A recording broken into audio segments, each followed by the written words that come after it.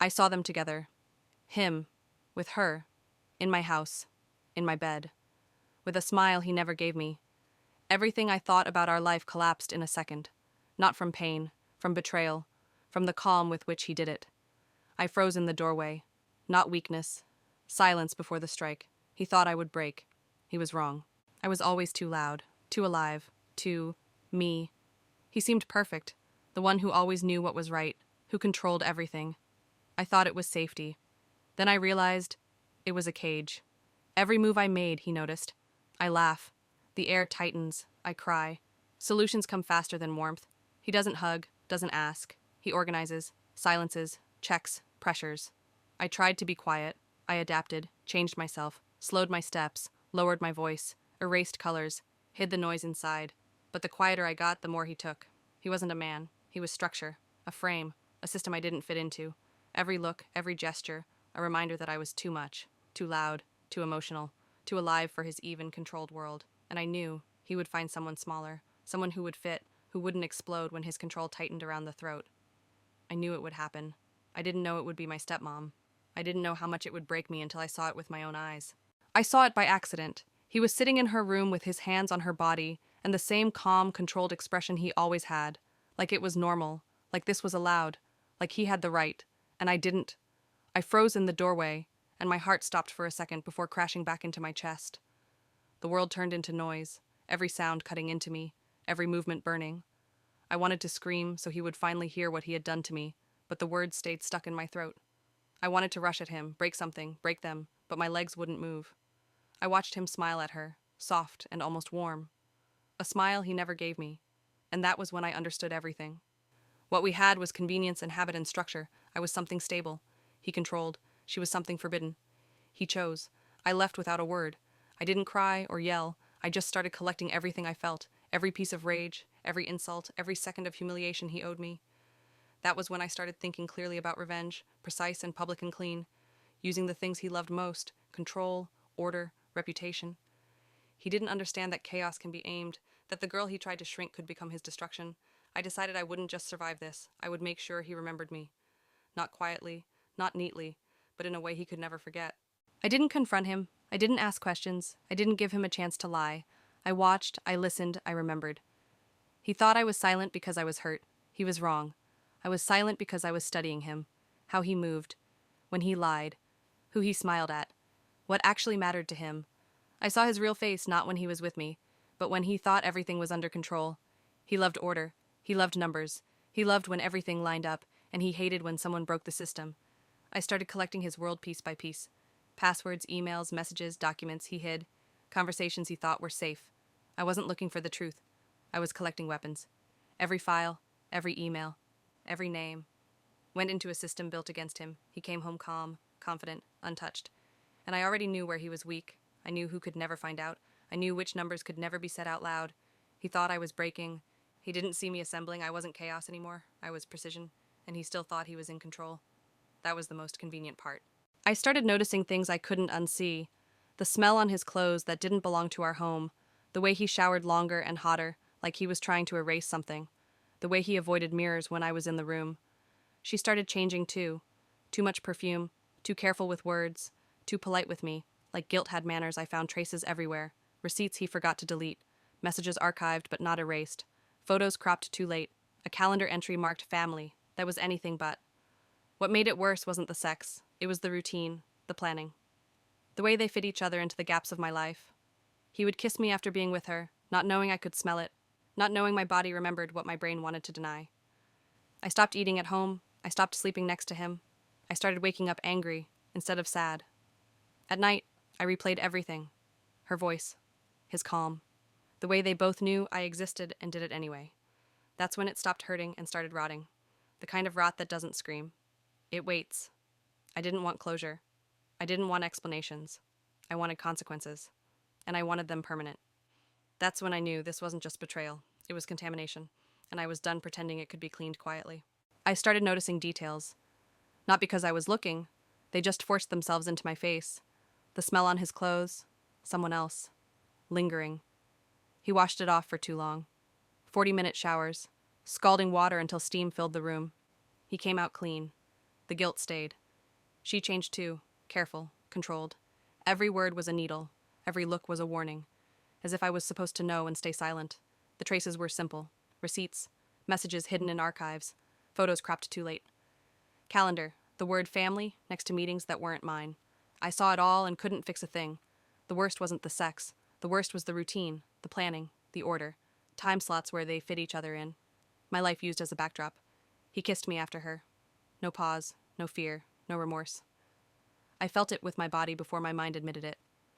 I stopped eating at home, stopped sleeping beside him. The pain turned into anger. I was angry quietly, precisely, like a snake creeping on its prey. At night I thought, not why, but how. How to gather everything he loved and destroy it. The rot inside me was no longer hidden. It was becoming a weapon. I started acting quietly. No screaming, no warnings. I knew what mattered to him, not me. Reputation, numbers, names in emails. The calm he sold as stability. I picked the moment he thought he had control. He always relaxed when he thought I had broken. It was convenient. I sent the first email. Not an accusation, a question. Simple. With attachments. The email didn't go to him. It went somewhere questions are never asked twice. Somewhere they value order more than he does. I didn't look at the screen when I pressed send. I didn't need confirmation. I knew there was no going back. The next day he changed. He smiled too late, spoke too carefully, checked his phone more than usual. He started asking questions, not to me, to the air, to the silence. I watched his order crack, slowly, precisely, the same way he always broke me. It was only the first step. No one screamed. No one knew the whole truth. But the system was already failing, and he could feel it. I felt nothing, only clarity, and the knowledge that it would get worse. I stopped hiding, not outwardly, inside. I expanded the strike, not one address, several, not one attachment, a package, timeline, signatures, traces that couldn't be explained as a mistake. I chose the wording carefully. No emotion, no accusations, only facts, numbers, dates, discrepancies. He hated discrepancies. He started coming home later, speaking less, breathing faster. His calm became torn, like a badly glued report. He checked his email at night, woke up to notifications, deleted histories I had already saved. He started suspecting everyone, except me. That was his final mistake. I watched his system consume him, how he drowned in his own order, how the numbers he worshipped began contradicting each other. I added the final touch. Not a revelation, a hint, a prompt, one he couldn't ignore. After that, he looked at me differently for the first time. Not from above, not calm, from below, with worry. He realized I knew more than I should, but still didn't understand how much. I didn't smile. I didn't celebrate. I recorded the result. It wasn't the end. It was the warm-up. And now he could feel it on his skin. I spoke to her directly. No scene, no witnesses. She tried to stay composed, sat straight, spoke slowly, as if that could erase the facts. I didn't ask why. I told her I knew, and I listed it. Dates, places, messages, times I wasn't home. Her face didn't change at first. Denial, then anger, then fear. She said it just happened, that it wasn't planned, that he was unhappy, that I didn't understand. I stopped her, told her I didn't need explanations. I needed confirmations. I put the phone on the table, opened the folder. She recognized herself immediately. She asked what I wanted. I said, nothing, and it was true. I told her from now on everything would happen without her, without him, that her name was already in the documents, that her silence no longer changed anything. She started to cry. I watched, without involvement. I told her the last thing. She could choose how it ends for her, quietly, or with him. She understood. When I left, I felt lighter, not because I had won, because no one was pretending I didn't know anymore. It wasn't a strike. It was a warning. I didn't wait for the right moment. I made it. Documents, numbers, messages, all in one package. All recipients verified. All facts confirmed. No one could say, mistake. I sent it. Not a scandal. Not a letter to him. Reality hid his perfect image. Silence became louder than any scream. Questions started at work. Colleagues checked documents. Management read the messages. All the numbers he boasted about suddenly didn't add up. He tried to speak. Too slowly. Tried to smile. No one listened. The system he built was falling apart before his eyes. I watched. No emotion, no joy. Just recording. Every crack. Every second of fear. Every mistake he thought he could hide. He checked phones, emails, papers. Every move, panic. Every word, caution. His perfect world crumbled like a house of cards. No one knew I had started this weeks ago. Every step calculated. He was a puppet in my hands. I didn't scream. I didn't laugh. I waited. Until his world stopped being safe. Until he felt that order isn't eternal. Until he felt me. He realized too late that I was never chaos. I was precision. I was the strike. And he felt it. He was sure everything would go back to normal, that it was just a glitch, that I would be quiet again. I watched. Every move, every word. He tried to regain control, tried to smile, justify, stay silent. Nothing worked anymore. All the numbers he loved became evidence. All the emails he hid went public. All promises, empty words. I walked into the meeting, not for a scene, not for excuses. I just sat and watched. Colleagues discussed his reputation. Management checked every document. He tried to explain. No one listened. I knew every step he would take. I knew where his system was cracking. I knew the fear in him as he saw order collapsing.